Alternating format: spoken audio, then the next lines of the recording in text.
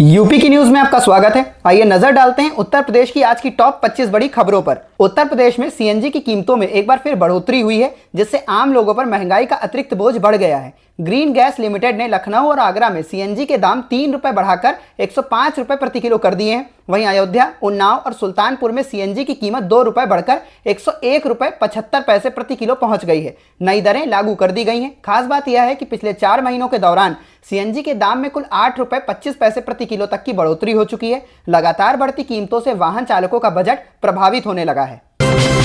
Bahujan Samaj party की प्रमुख मायावती ने केंद्र और राज्य सरकारों से सरकारी विभागों में लंबे समय से खाली पड़े लाखों पदों को जल्द भरने की मांग की है। उन्होंने कहा कि भर्ती प्रक्रिया समयबद्ध तरीके से शुरू होनी चाहिए और इसमें पेपर लीक तथा भ्रष्टाचार की कोई गुंजाइश नहीं होनी चाहिए। मायावती ने अपने बसपा शासनकाल का उदाहरण देते हुए कहा कि उनके कार्यकाल में करीब 2.5 लाख पद सृजित किए गए थे, जिससे युवाओं को रोजगार के अवसर मिले। उन्होंने कहा कि देश में बेरोजगारी खत्म करने के लिए सिर्फ वादे करना पर्याप्त नहीं है, बल्कि हर हाथ को काम देने की नीति को तेजी से जमीन पर लागू करना जरूरी है।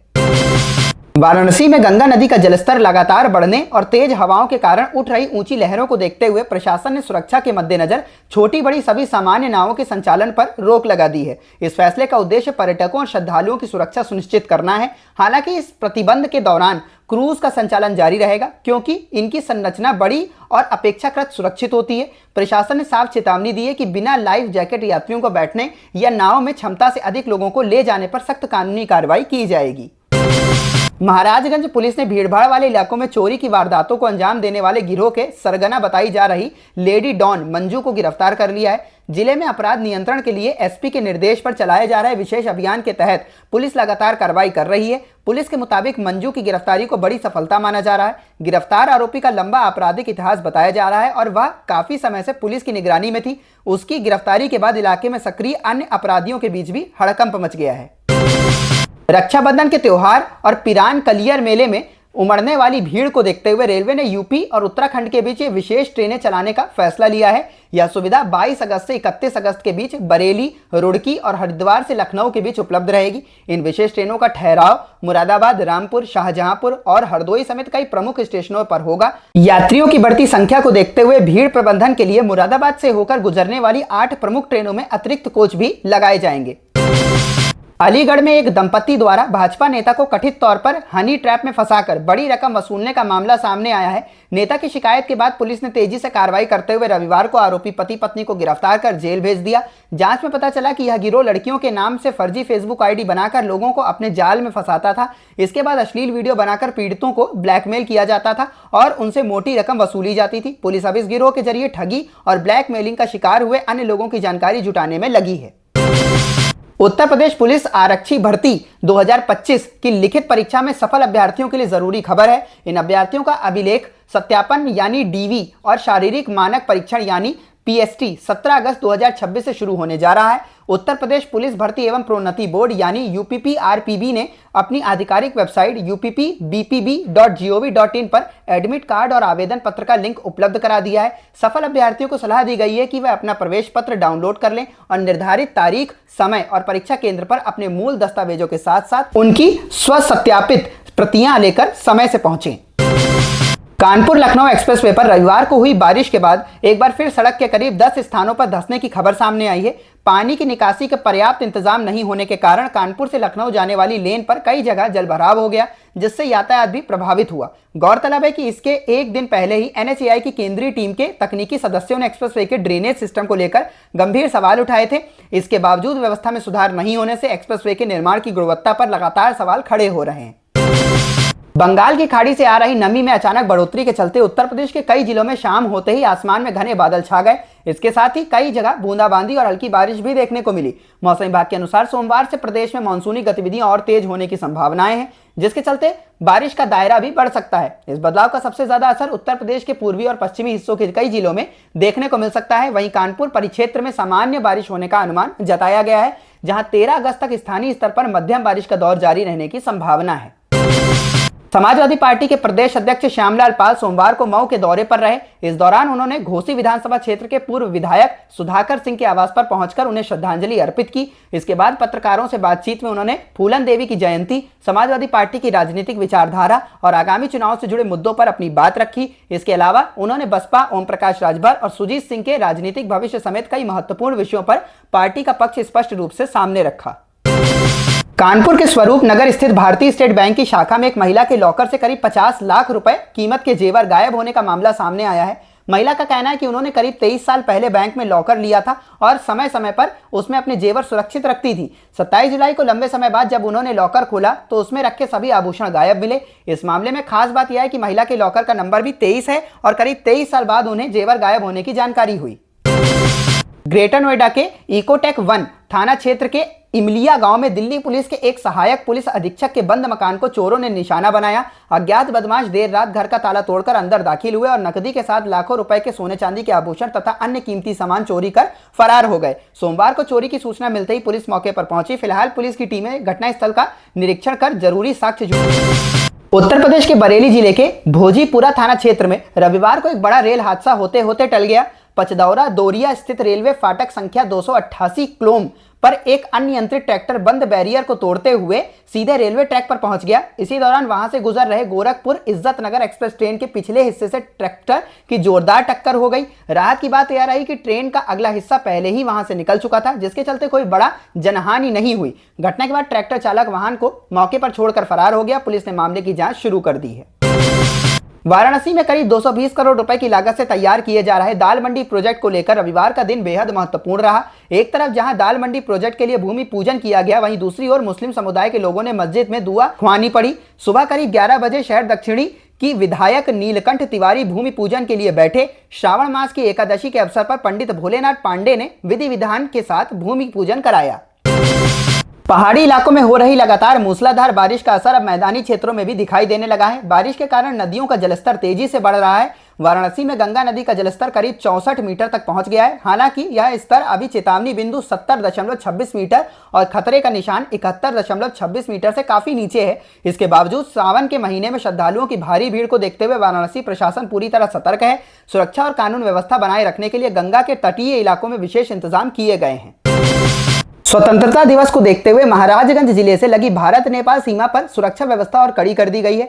सोमवार को जिलाधिकारी गौरव सिंह सोगरवाल और पुलिस अधीक्षक शक्ति मोहन अवस्थी ने सोनौली बॉर्डर का औचक निरीक्षण किया। इस दौरान अधिकारियों ने सीमा पर सुरक्षा और निगरानी व्यवस्था का जायजा लिया। इसके साथ ही उन्होंने निर्माणाधीन इंटीग्रेटेड चेक पोस्ट यानी एकीकृत जांच चौकी के काम का भी निरीक्षण किया और संबंधित अधिकारियों को जरूरी दिशा निर्देश दिए।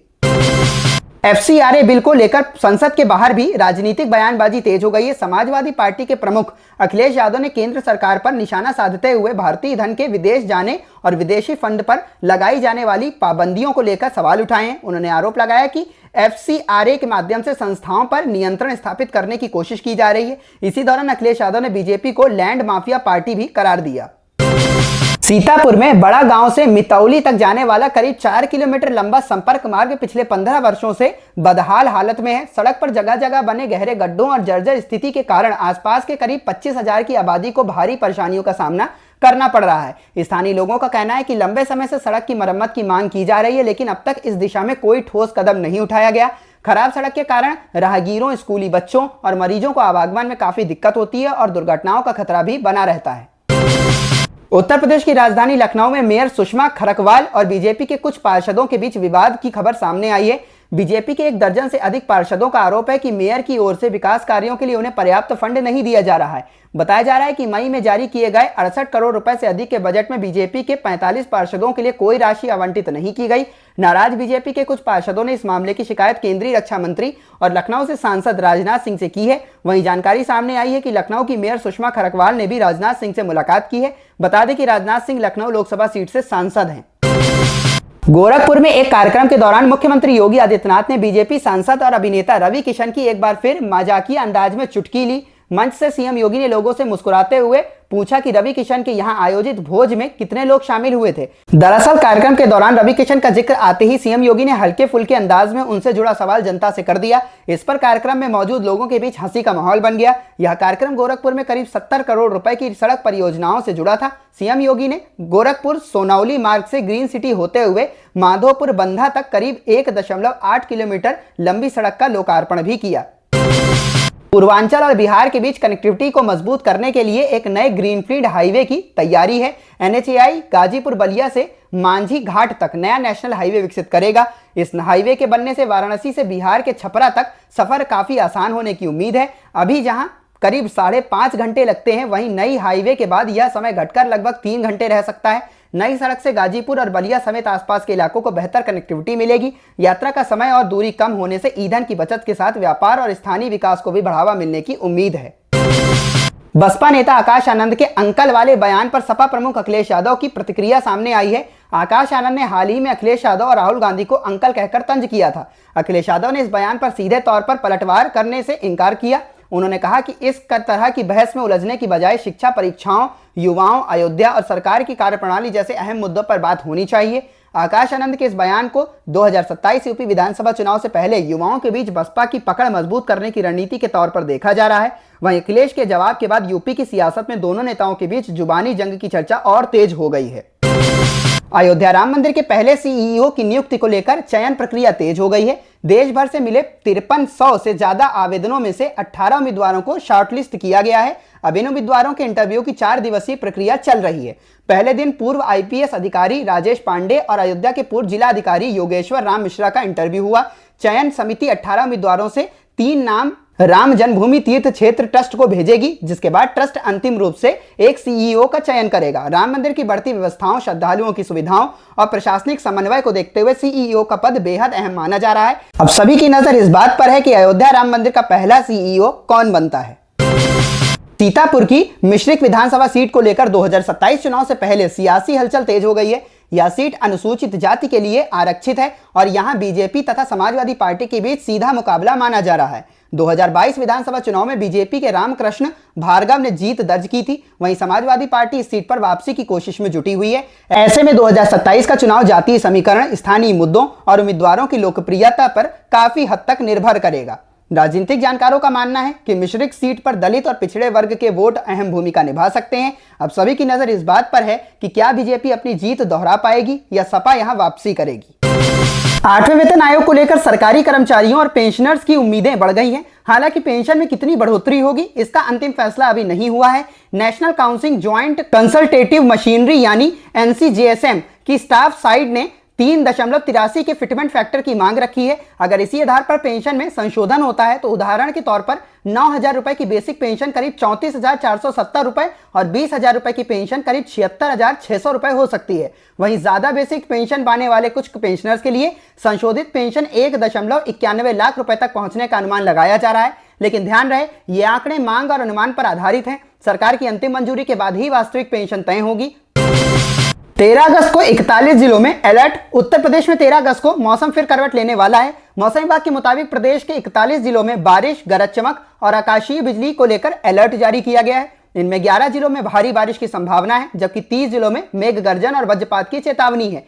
पूर्वी यूपी के कुछ हिस्सों में भारी बारिश हो सकती है, जबकि पश्चिमी यूपी में बारिश और गरज चमक के साथ बौछारें पड़ने का अनुमान है। बारिश के असर से कुछ इलाकों में तापमान में भी 4 से 60 डिग्री तक गिरावट आने की संभावना जताई गई है। मौसम विभाग की चेतावनी को देखते हुए लोगों को आकाशीय बिजली के दौरान खुले स्थानों पर जाने से बचने और स्थानीय मौसम अपडेट पर नजर रखने की सलाह दी गई है।